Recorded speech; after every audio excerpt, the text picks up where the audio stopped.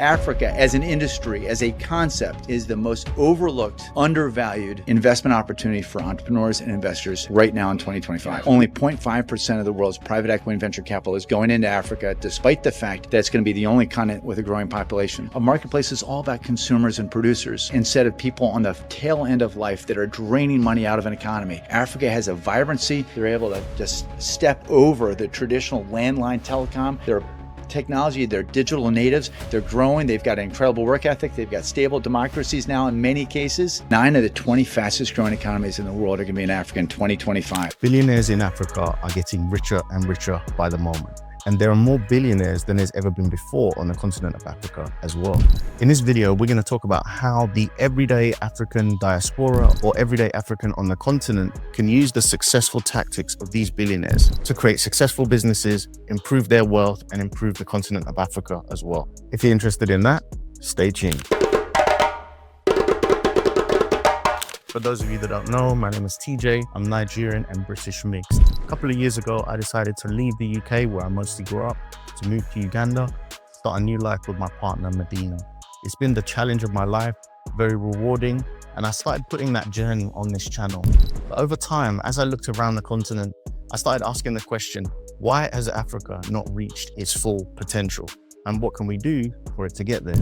So when I see someone like Aliko Dangote doing really well as a billionaire, but also fulfilling something that I think is really important, making resources, add value, and selling them to the rest of the world, I pay attention.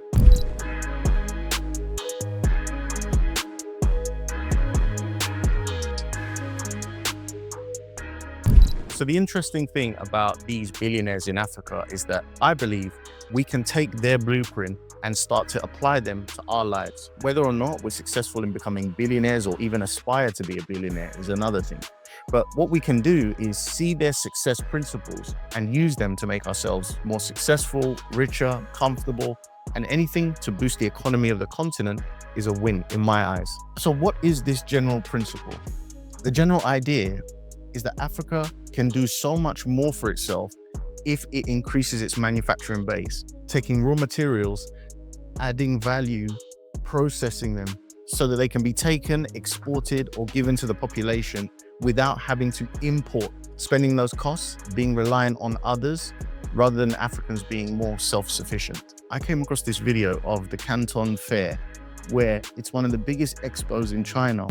But however, we're here in Guangzhou at Canton Fair, one of the largest trade fairs in all of China, possibly all of the world. This place has 1.55 million square meters of products. There are over 30,000 exhibitors, and this year alone there are more than 4,000 new exhibitors. What I was interested to see is there was a lot of amazing manufacturing products. You see, it's one thing buying stuff that's already manufactured from China, but what I'm seeing now is that China is also producing all of the machinery needed to create manufacturing right here on the continent ourselves. This is what we're seeing Ibrahim Traore do in Burkina Faso, right? Instead of just hiring road contractors, he went and bought all of the tractors and machinery needed to build the roads, so that he has the factory, the road factory, if you like, the ability to create that in his own country. Same thing with tomato factories and many other projects that I've talked about lots of times on this channel. We used to have the mentality that China produces cheap stuff, and in some cases it does. But China also produces very high machined quality products, especially in the manufacturing industry. I think it's just a case of you get what you pay for. One of the places where I see a huge benefit for Africa is things like AI in the medical industry. Again, I talk about this a lot, and here's the beginnings of the products I'm talking about. And then this is a really interesting one here. This is a health robot. So you have like things to check your temperature, your blood pressure, and then I guess, you know, this is pulse ox on your finger. And then what I guess this does then, it will give you sort of a very basic examination, and it will recommend if there's some issues or if all your vital statistics are okay. Obviously, if there's some issues, it will probably then refer you to a doctor. But in China, AI is actually coming more and more into hospitals now. Agriculture is a massive part of many African countries' production. Here in Uganda, there is agriculture everywhere. Medina, my partner's family, They're all coffee farmers. Coffee is Uganda's leading crop export, and the crop partly derives the fact that agriculture is the backbone of Uganda's economy. Indeed, the crop last year earned the country over $500 million. However, at 4.5 million bags a year, Uganda's annual coffee production remains below potential, with the executive and sector experts today fully convinced that the country has the ability of producing 20 million bags a year. Interesting thing about that is the government actually incentivizes agriculture solutions here. So if you're importing agricultural machinery, there is a tax benefit. And if you're exporting agricultural products, there is a tax benefit. So here's an opportunity, for example, in Uganda, to align with what the government actually wants to achieve. We are based in Hangzhou, and we are specializing in providing the agricultural solution for our customers. For agriculture? Yeah. So is this a picking robot? That It's an intelligent picking robot. Okay. What criteria does this look for? Is it color? Yes, it's based on color difference. The system analyzes the tomatoes. For the red color is ready to be picked, and the yellow color is not ready to be picked. Okay. Yeah. If you are a diaspora or someone already on the continent that's looking to expand, there are all sorts of manufactured products that are manufactured elsewhere that have to be imported. So getting some of that machinery and bringing it onto the continent so that you can replicate things here is also a potential win. This is a large-scale laser cutter. Ni hao. Ni hao. What thickness of metal can this machine cut? Yes. How thick? 10 millimeter. 10 millimeters Yes. steel? Then there's the manufacturing of products that lends itself to the specific needs of the African population. So it's unfortunate that there's not always clean and available flowing water here, piped water for the citizens, right? But what it means is that there's a massive opportunity in the bottled water space. And here's an example of a product that would utilize that kind of space. Oh, we have some sort of, it's producing bottles, plastic forming of bottles, look, there you go. So these are like what I put in, they're heating up through there, they're put on here and out comes a bottle. Wow. Oh, and this is one that makes a larger one. Can you demonstrate for me?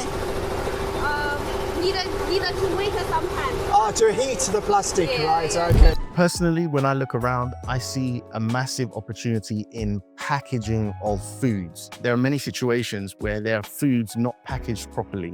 The clearest example I can think of is I can't tell you how many times I've bought biscuits and you open the biscuits and they're already stale. The packaging wasn't sealed properly and it's really disappointing. You look forward to something sweet like that and then, it lets you down because the packaging is poor.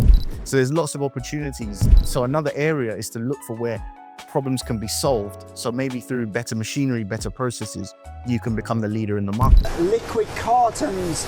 So does your machine make the carton or fill the carton? Filling. Oh, it's filling, okay. So it's filling machine? Yes. Okay. And how many cartons like this can your machine fill in 1 hour? We have different types. Okay, what's your fastest? Fastest 6,000. 6,000 an hour. Okay, thank you very much.